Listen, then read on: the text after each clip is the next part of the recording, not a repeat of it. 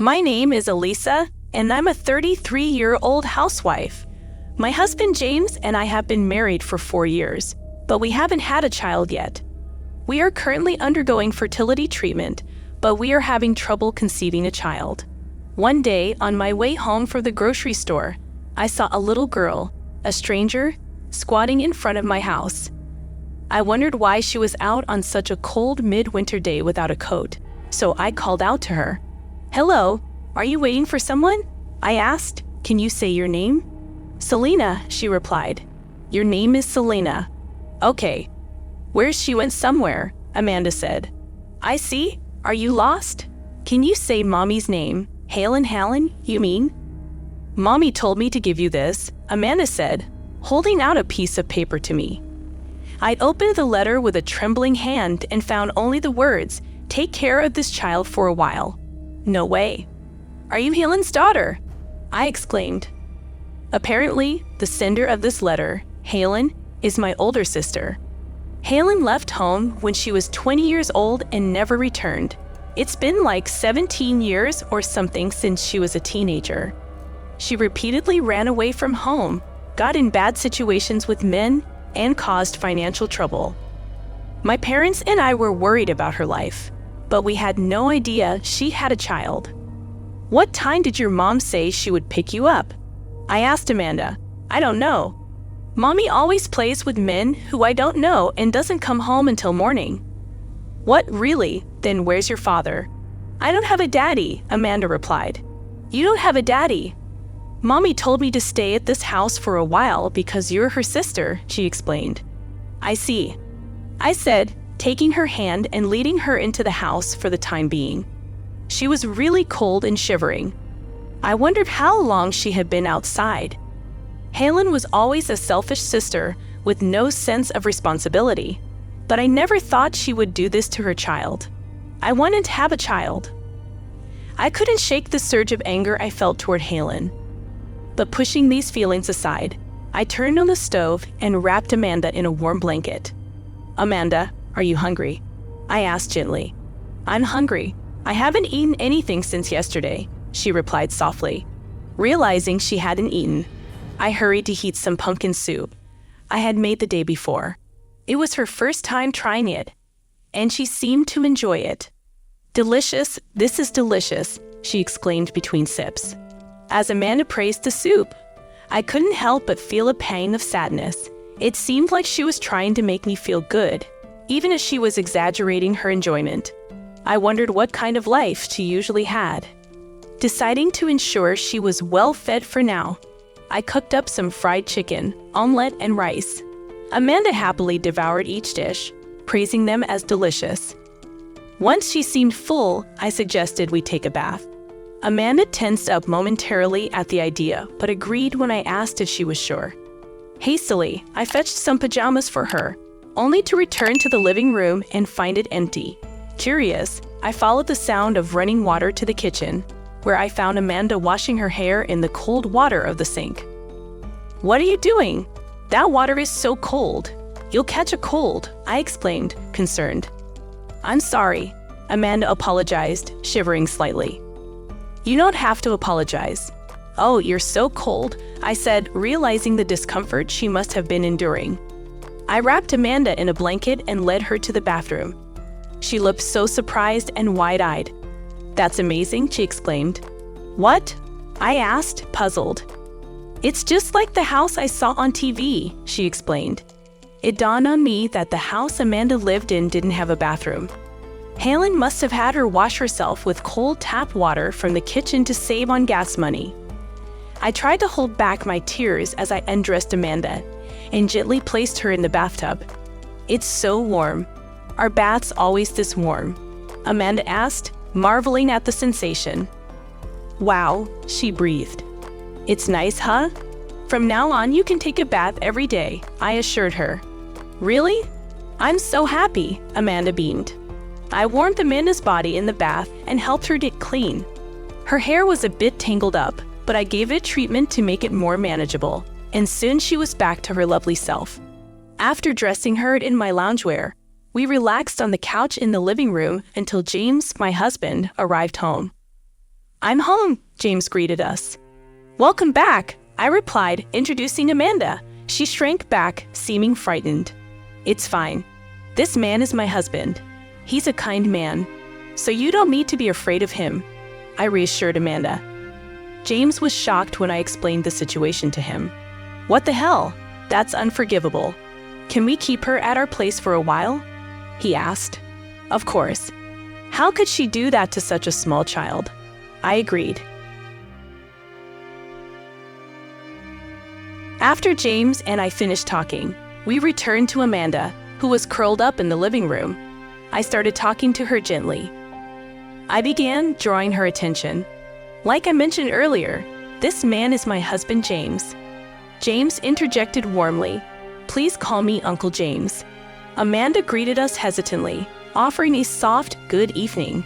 As I addressed her, I asked, "The three of us will be living in this house for a while. Is that okay with you?" Amanda's response came softly. Is it okay if I stay here?" I reassured her, "Of course. And after we get settled, you'll go to elementary school." Quietly, Amanda confessed, "I'd never been to school." The revelation prompted surprise from both James and me as we echoed, "You've never been to school." "I've never been to kindergarten because I'm no one," Amanda confessed, her voice tinged with sadness. "What do you mean by no one?" I asked, puzzled by her statement. Amanda, still a small child, didn't fully understand the details of her situation or why she was considered no one. She didn't want to delve into it further, signaling the end of the conversation for that day. Deciding to seek guidance, I reported the situation to my parents the next day.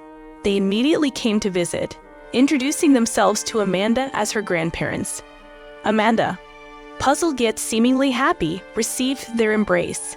It was as if she had never known she had grandparents.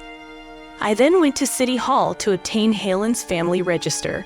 To my surprise, I found that Helen was unmarried, and there was no mention of any children. Amanda's birth had never been registered, making her a non-existent child who never received an enrollment notice for elementary school. It became clear that when Amanda said she was no one, she meant she had no official existence in records. After consulting with various authorities, including the Child Consultation Center and the municipal office, and receiving much support, Amanda's family register was finally created. "Amanda, you can go to elementary school now. I'm so happy for you," I told her. "Thank you," she replied gratefully. By that time, over a month had passed since Amanda came to our home, yet she hadn't opened up much to us. Amanda's demeanor always seemed fragile, like a leaf trembling in the wind, especially whenever James or I made a sudden movement. But what struck me most was her reaction when she made the slightest mistake. She would apologize profusely, curling her body up and covering her head as if bracing for impact. It was clear that Helen must have inflicted some deep wounds in the past. Amanda's apologies broke my heart every time. "You don't have to apologize so much, Amanda," I reassured her one day, kneeling to her level. "Uncle James and I will never get mad at you, and we would never ever hurt you. I promise." "Really? Promise?" she asked, her eyes wide with uncertainty. "Of course, I promise," I replied, sincerity lacing every word. Despite our reassurances, Amanda's timidity persisted. But as days turned into weeks, something shifted. She started opening up more, even gracing us with the occasional smile. Then, one day, out of the blue, Amanda blurted out, "I wonder when she will come for me." The sadness in her voice cut through me like a knife. Despite all the pain Helen had caused her, Amanda still longed for her mother's presence. Since Amanda came into our lives, every day has been filled with joy. James and I had yearned for children of our own, and though Amanda wasn't biologically ours, we treated her as if she were our flesh and blood. We wanted her to stay with us forever. The day after Amanda's heartfelt confession, an invitation arrived for her to enroll in elementary school. It was a moment of relief and excitement, knowing that Amanda would finally get to experience the joys of school like any other child. Now that we know you're going to school, we need to get you ready, I told Amanda, ruffling her hair affectionately. We'll need to buy a school bag, stationery, and lots of clothes. What? She exclaimed, eyes lighting up with anticipation. Amanda, let's go shopping today for new clothes and stuff. Waking up one morning and realizing that your wardrobe could use a little update. You think, I can get new clothes. It's a simple thought, but it opens up a world of possibilities. Sure, you already have some clothes hanging in your closet, and they're fine. But deep down, you know they won't cut it if you're headed back to elementary school. You'll need clothes that are not just okay, but comfortable too. So you decide to make a day of it. You grab your friends, Amanda and James, and head to the shopping mall. Amanda needs school supplies, and you need clothes. James? Well, he's there to be the designated luggage carrier. As you browse through the racks, picking out the perfect outfits and gathering stationery, the excitement builds. You end up buying more than you intended. But hey, who's counting? The three of you laugh and joke about how you've probably gone overboard with the shopping spree. But just as you're heading home, you spot Halen standing in front of your house. Surprise doesn't even begin to cover it. Halen's arrival throws a wrench into your plans for a cheerful homecoming. Instead of a warm welcome, there's tension in the air. Halen launches into accusations, pointing fingers and placing blame. Amidst the chaos, you realize that Amanda is standing there, quietly observing. She seems unsure of how to react, avoiding eye contact with Halen. The confrontation escalates as James steps in, confronting Halen about her treatment of Amanda. It's a tense exchange, with emotions running high and accusations flying. Halen's stubbornness and refusal to acknowledge her mistakes leave you baffled. How could she not see the harm she's caused? You turn to Amanda, hoping for some insight, but she can't find the words. Her silence speaks volumes as she shrinks back, visibly distressed by the confrontation. As I pondered over Amanda's apparent longing for her mother, Halen abruptly interjected with a startling revelation. You guys don't have kids, do you? She stated matter-of-factly, her words laced with a disturbing proposition. Before I could even process her words, Halen continued, I'm going to give you this child. The audacity of her statement left me speechless. What? I exclaimed, unable to fathom her intentions. She persisted, claiming she had raised Amanda through the toughest years and that we would be lucky to have her now. Disgusted and incredulous, I challenged her, questioning her understanding of the situation. But Halen remained resolute, insisting that she would not give Amanda back, even if we asked.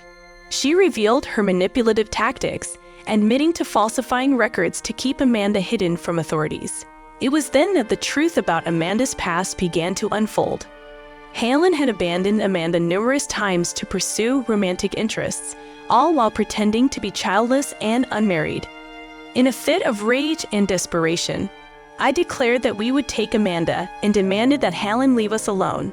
But Halen, unfazed, proposed a shocking ultimatum: $10 million in exchange for Amanda. Stunned by her callousness, I refused vehemently, refusing to treat Amanda as a commodity. But Halen persisted, threatening to take Amanda back and subject her to further neglect and abuse. In a desperate attempt to stall her, I reluctantly agreed to her terms, promising payment at a later date to keep Amanda safe for the time being. From that moment on, James and I knew we had to act swiftly to protect Amanda. But before taking any action, we wanted to ensure that Amanda's wishes were heard.